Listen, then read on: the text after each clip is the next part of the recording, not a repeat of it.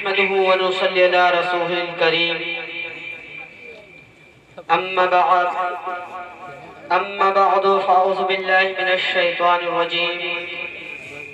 بسم الله الرحمن الرحيم إن الصلاة تنهى عن الفحشاء والمنكر صدق الله العظيم وصدق رسوله النبي الأمين المتين الكريم ونحن على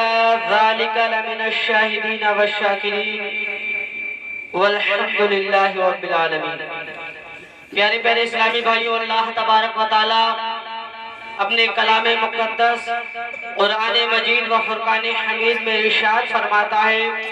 ان الصلاۃ تنہی عن الفحشاء والمنکر، یعنی نماز روکتی ہے تمام بری باتوں اور بے حیائیوں سے۔ بندے مومن کو، عبادت گزار بندے کو نماز پاک و صاف کر دیتی ہے اور تمام برائیوں سے دور فرما دیتی ہے۔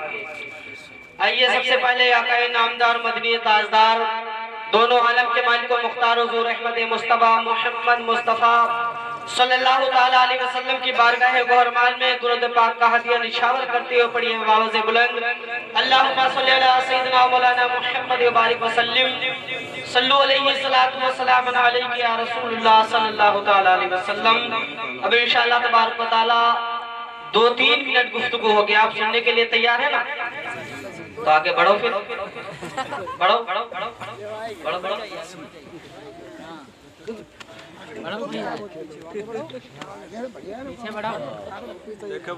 اللہ تبارک و تعالی بڑا رحیم و کریم ہے، اور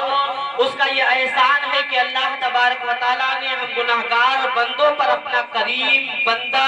اپنا کریم محبوب، اپنا کریم نبی نواز دیا۔ ہم گناہگاروں پر اتنا کرم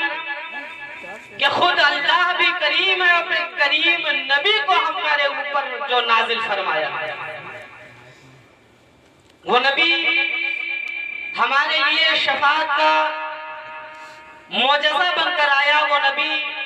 ہمارے لیے رحمت بن کر آیا، اور ہمیں ایسا درس دیا، ایسا سبق دیا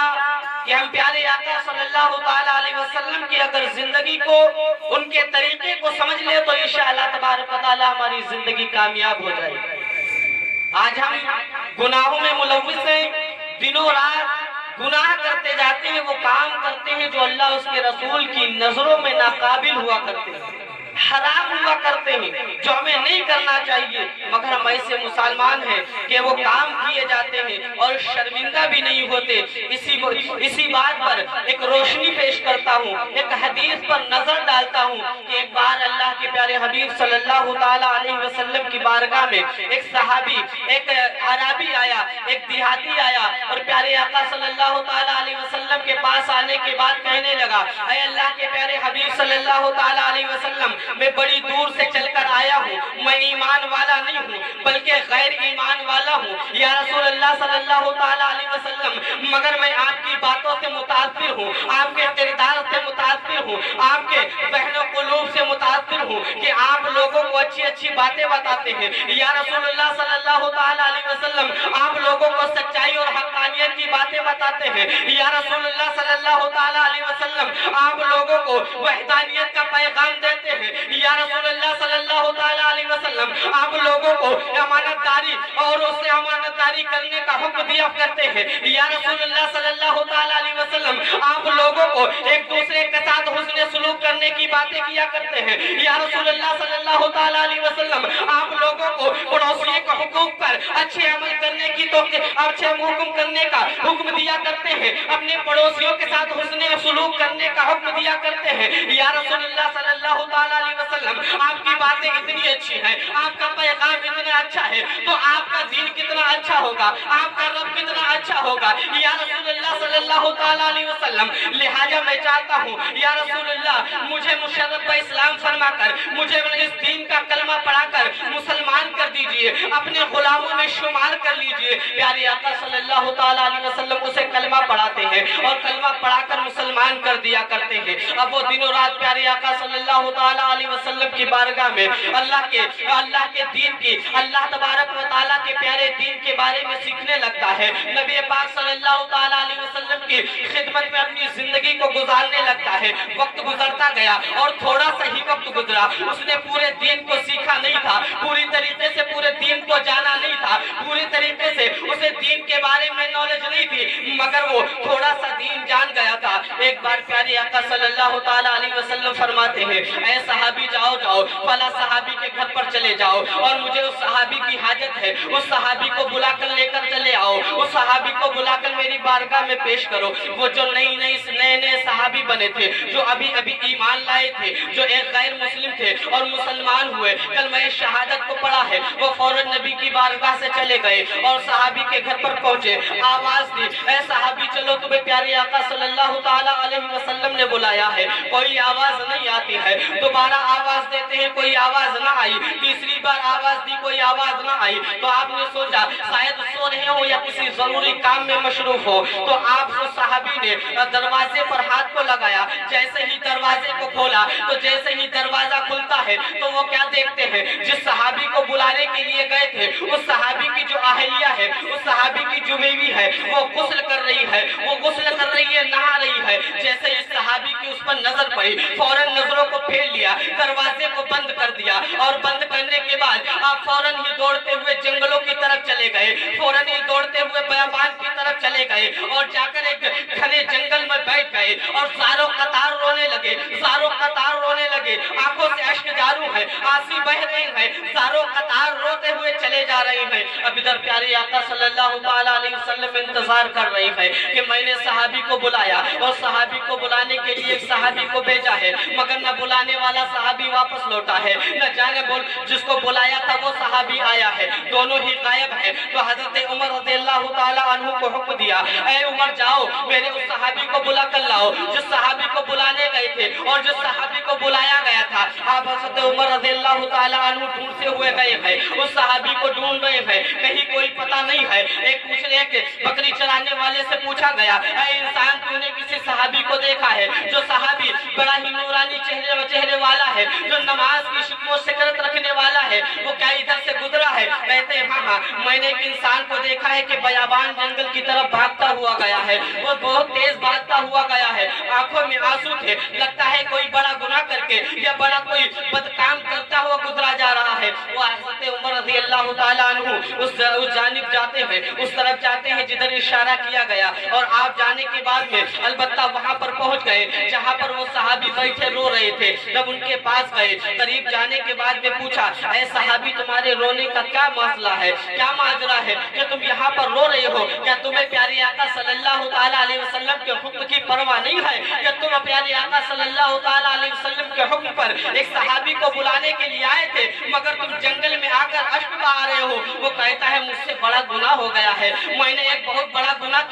کر دیا ہے, مجھ سے ایک بہت بڑا گناہ سرزد ہو گیا ہے, اب میں نبی کی بارگاہ میں کیسے جاؤں گا؟ حضرت عمر پوچھتے ہیں بتاؤ وہ گناہ کون سا ہے؟ کہتے ہیں میں نبی کی بارگاہ سے نکلا اور نکلنے کے بعد میں جب صحابی کو بلانے کے لیے گیا تھا, اس کے گھر کے پاس پہنچا, جب اس کے دروازے پر پہنچا اور اس کے دروازے پر دستک دی تو دروازے سے کوئی آواز نہ آئی, مکان کے اندر سے کوئی آواز نہ آئی. تو میں نے ہاتھ سے دروازے کو کھولا تو میں نے دیکھا اس کی بیوی غسل کر رہی ہے. میں نے فوراً نظروں کو پھیل لیا اور پھیلنے کے بعد میں جنگل کی طرف بھاگ کر چلا آیا, کیونکہ میں نے سوچا مجھ سے بہت بڑا گناہ ہو گیا ہے, اب نبی کی بارگاہ میں کیسے جاؤں گا, نبی کے پاس کون سا منہ لے کر جاؤں گا, میں نے تو بدفعلی کی ہے, میں نے برا کام کیا ہے, اب نبی کی بارگاہ میں کیسے جاؤں گا؟ تو حضرت عمر کہتے ہیں اے نئے صحابی, اے نئے اسلام میں داخل ہونے والے شخص, اس سے کوئی گناہ نہیں ہوا ہے, کیونکہ پیارے آقا صلی اللہ تعالیٰ علیہ وسلم فرماتے ہیں کہ اگر کسی کی نظر کسی غیر محرم پر یا کسی بد چیز پر اگر جیسے ہی پڑ جائے, فوراً اپنی نظروں کو پھیل لو, فوراً اپنی نظروں کو نیچا کر لو, تم سے گناہ نہیں ہو سکتا ہے اس گناہ کو، اس دیکھنے کو گناہ نہیں مانا جائے گا، مگر دیکھتے رہے تو اسے گناہ میں شمار کر دیا جائے گا۔ لہٰذا تم نے فوراً نظروں کو پھیل لیا ہے تو یہ گناہ نہیں ہے۔ البتہ وہ کہتا ہے نہیں نہیں، میں نبی کی بارگاہ میں نہیں جا سکتا۔ حضرت عمر کہتے ہیں اے صحابی سنو، نبی نے تمہیں بلایا ہے، نبی نے تمہیں پیش ہونے کا حکم دیا ہے، اگر تم نہیں جاؤ گے تو یہ اس سے بھی بڑا گناہ ہوگا، یہ بہت بڑا گناہ ہو جائے گا، یہ حکم کی ناحکمی کرنے پر تمہیں بہت بڑی سزا دی جائے گی، اللہ تبارک و تعالیٰ ناراض ہو جائے گا۔ کہتے ہیں ٹھیک ہے میں چلنے کے لیے تیار ہوں، مگر شام کے وقت مجھے لے چلو، عشاء کے بعد مجھے لے چلو، عشاء کے وقت مجھے لے چلو، اور میرے ہاتھوں میں زنجیر کو ڈال دو، میرے پیروں میں کڑوں کو ڈال دو، اور مجرم کی طرح میرے نبی کی بارگاہ میں مجھے پیش کرو۔ ایک مجرم کی طرح مجھے میرے نبی کی بارگاہ میں پیش کرو تاکہ نبی سمجھ جائے کہ اس نے کوئی خطا کی۔ اب حضرت عمر رضی اللہ تعالیٰ عنہ صحابی کو عشاء کی نماز کے وقت مسجد نبوی میں لے گئے۔ پیارے آقا صلی اللہ تعالیٰ علیہ وسلم مصلی پر کھڑے ہیں، نماز پڑھا رہی ہیں، اور پیارے آقا صلی اللہ تعالیٰ علیہ وسلم کے پیچھے سب سے پیچھے جماعت میں جو ہے وہ صحابی جن کے ہاتھوں میں بیڑیاں پڑی ہوئی ہیں، پیروں میں جو ہے زنجیریں پڑی ہوئی ہیں، وہ بھی نماز کو ادا کر رہے ہیں، اور نماز ادا کرنے کے بعد میں جیسے ہی پیارے آقا صلی اللہ تعالیٰ علیہ وسلم پیچھے پلٹے تو پیارے آقا صلی اللہ تعالیٰ علیہ وسلم کی نظریں جیسے ہی اس صحابی پر پڑی تو وہ صحابی زارو قطار رونے لگے، اور زارو قطار روتے ہوئے غشی کے عالم میں زمین پر گر کر بے ہوش ہو گئے۔ پیارے آقا صلی اللہ تعالیٰ علیہ وسلم نے پانی منگوایا، اور پانی منگوا کر ان کے رخسار پر، ان کے چہرے پر چھڑکا، تو وہ جب ہوش میں آئے آقا کا چہرہ جیسے ہی دیکھا اپنی نظروں کو نیچا کیا، پھر زارو قطار رونے لگے۔ پیارے آقا صلی اللہ تعالیٰ علیہ وسلم نے ماجرا پوچھا، پورا ماجرا بیان کر دیا گیا۔ حضور فرماتے ہیں کہ تم سے کوئی گناہ نہیں ہوا ہے؟ کہتا ہے نہیں حضور مجھ سے گناہ ہوا ہے۔ حضور فرماتے ہیں میں تیری اس بات کا، میں تیرے اس گناہ کی ضمانت لیتا ہوں کہ اللہ تبارک و تعالیٰ تجھے بخش دے گا، تجھے تجھ سے کوئی سوال و جواب نہ ہوگا، تو یقیناً بخشا جائے گا۔ وہ کہتا ہے نہیں نہیں، جب نبی اصرار کرتے ہیں تو وہ مان جاتا ہے، مگر وہ جب گھر گیا پھر اب گھر پر جا کر زارو قطار رو رہا ہے، اور روتے روتے ہی چند دنوں بعد اس کا انتقال ہو جاتا ہے، اس کی روح کے جسم سے پرواز کر جایا کرتی ہے۔ وہ پیارے آقا صلی اللہ تعالیٰ علیہ وسلم کے صحابی شہید ہو جاتے ہیں، وہ اس دنیا سے روح پروش ہو جاتے ہیں۔ اور بتانے کا مقصد ہے میرے بھائیوں کہ پیارے آقا صلی اللہ تعالیٰ علیہ وسلم کی تعلیم اس طریقے سے اس صحابی نے اپنے اندر جذب کر لی، اپنے اندر پیوست کر لی کہ پیارے آقا صلی اللہ تعالیٰ علیہ وسلم کے حکم پر اس نے اپنی زندگی کو قربان کرنے کے لیے اس طریقے سے تیار ہو گیا کہ حضور نے فرمایا کہ کوئی بھی گناہ کرنا تمہاری زندگی کی سب سے بڑی بھول ہوگی، تم میدان معیشت میں تم سے پرشش ہوگی، تم پکڑے جاؤ گے، تو ایک وہ گناہ جو گناہ بھی نہیں مانا جاتا ہے اس گناہ کو بھی شمار کر کے اپنی زندگی میں سمجھ کر کے میں نے بہت بڑا گناہ کیا ہے، اس گناہ کے افسوس میں اپنی زندگی کو قربان کر دیا۔